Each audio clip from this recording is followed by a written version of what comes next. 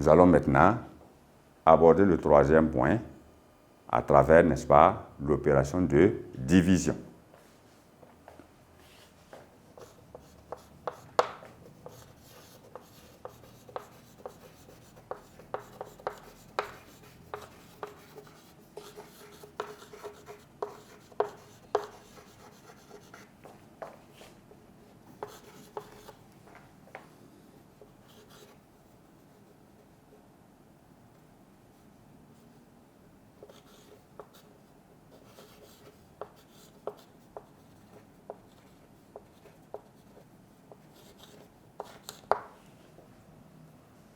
« 3597 divisé par 31. »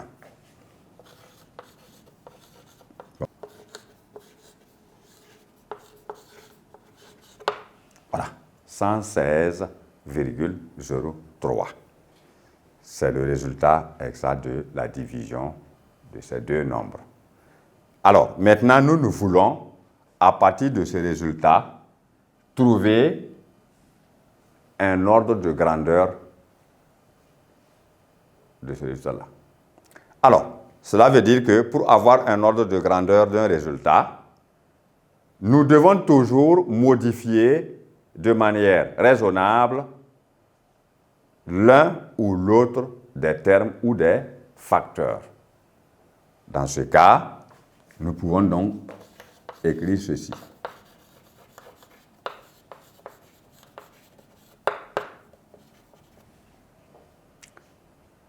3597 divisé par 30. Parce qu'on sait maintenant que 30, il est à peu près égal à 31. Alors, lorsque nous disons 35,97 divisé par 30, qu'est-ce que l'on va trouver? On va poser l'opération. Ça va vous permettre de vous rappeler aussi de comment on les effectue. Divisé donc par 30. Il y a une fois, il reste 5. Il y a une fois, il reste 29. 7. 3 fois 9, ça fait 27. Donc, 9 fois 7, 2. Bon, alors, même si on veut placer la virgule, on place. Si on veut, on peut rester. On trouve en tout cas 119. Alors, nous allons voir ici que le résultat exact de la division au départ, c'est 116. Alors, lorsque nous modifions, évidemment, nous obtenons un nombre légèrement supérieur qui est 119. Donc, 119 est un ordre de grandeur.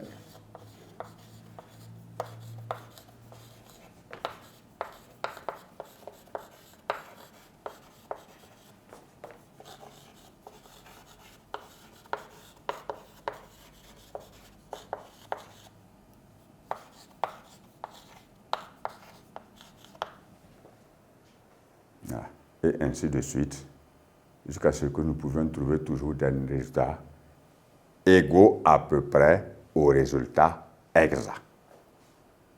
Voilà. Alors, on peut en ajouter un cas. On peut aussi écrire.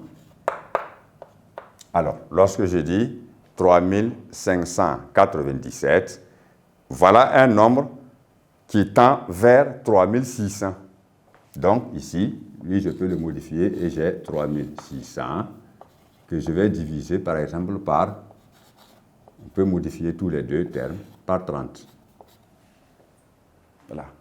Alors, si j'ai 3600 que je divise par 30, j'obtiens ici 120. Alors, en obtenant 120, je suis encore à côté du premier résultat. La différence, l'écart n'est pas criard. Alors, 120 est aussi appelé un ordre de grandeur.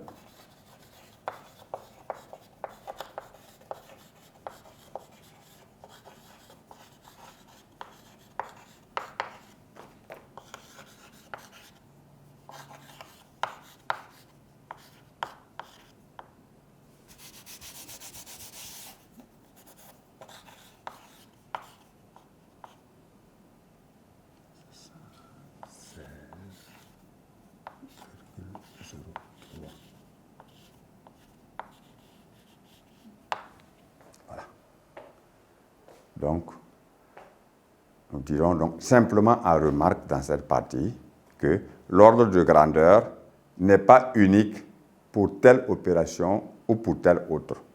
Mais il s'agit simplement de 3 opérations.